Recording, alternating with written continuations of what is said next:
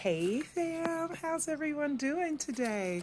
Say, you guys, I am so enjoying posting live lately that I thought I'd finish the week out posting live. Hopefully you guys can see me. It's pretty bright out here outside, so we're hanging outside today.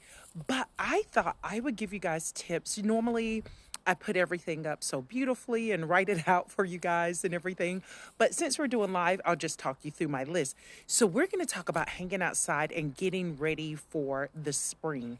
So we've already started some of our spring cleanup for outside. So we've had the hedges trimmed. I'll just show you guys here. Got some of those trimmed. See? Trees, all these kinds of things. So we went ahead and got a lot of things trimmed up. Hey, Shauna. Hi, Chelsea. My niece is joining me from North Carolina. Hi, sweetie. Hopefully my baby's watching Chelsea today. But anyway, you guys, that's one of the things that I generally start with, and just cleaning up all the debris. You know, during the course of the winter, you'll get some of the leftover dead leaves, maybe that you didn't get to, or things like that, that are just hanging out in your beds, in your flower beds and everything. So you want to kind of get all of that up. You can rake it up, blow it up, or whatever you want to do to kind of get that done. That's just one of the few things.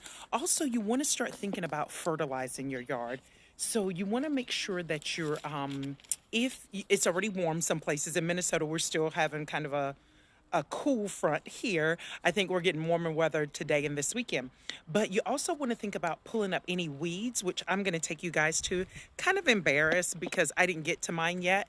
I just have a few popping up, and mine aren't really weeds. I actually have, it's actually grass that's coming up in between. Let's see, I'll show you. So sometimes when and you can see some new growth here, look. These are my hostas that are going to be coming up right here. But this is grass that needs to be pulled up. These are more flowers here. So you can just kind of see how I am kind of getting prepped here. So I need to grab some of that grass out of the flower bed and get that taken care of. But those hostas will pop up again this year. They're surrounding the tree there. So that's a couple of things. So also, you guys, this is something. Oh, you can see my neighbor. He's kind of raking up his. I have someone to come and do our dethatching. But look, see over there. He is actually raking up all of his dead grass out of the yard.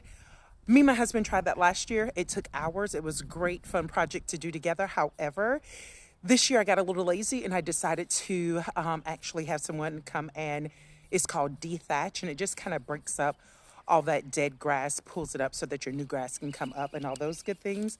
I know a lot of yard people are really into making sure that that is done. I see his two piles over there. And another thing that we deal with here in Minnesota, you guys, which really made me sad this year, is you can see, I'll show you. See these patches here in my grass? So I had the most beautiful grass last year. It was just gorgeous. But what happened is we have something called voles. That is voles with a V. It's like a mole. They have these sharp claws, and they actually will dig your grass up so that they can go hide under it. And they eat from under your grass, your roots and things like that. So I'm going to do a shot out a little bit for you guys. They really got to our yard this winter here. You can see some spots there. So guess what Mama's going to be having to do this year? I'm going to have to kind of patchwork the yard to make sure it looks beautiful and all those good things. So yeah, it'll be a little work that I'll have to get done this year. And let me just double check my list so I don't miss anything for you guys. Oh yes, one thing I wanted to say to you guys. My neighbors, last year they had some winter damage to their tree.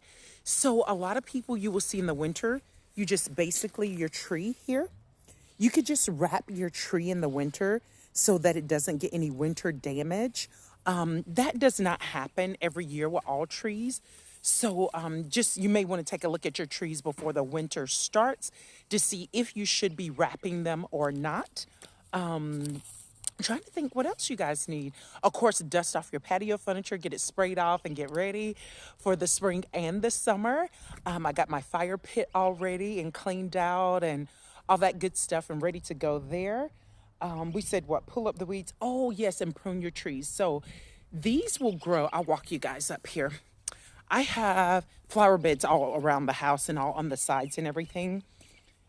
So you want to make sure that if you have any flowers that need to be trimmed back so that they can grow really, really healthy, I'm going to show you guys this tree now. And then I'm going to show you this tree once it blooms.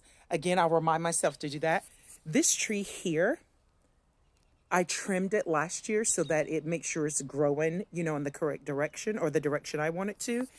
And it blooms so beautifully. The more I cut it back, the more gorgeous it is. And then also these flowers, I forget the name of these, but they grow and they will have, as you can see here, they'll have different little stems to come out of them.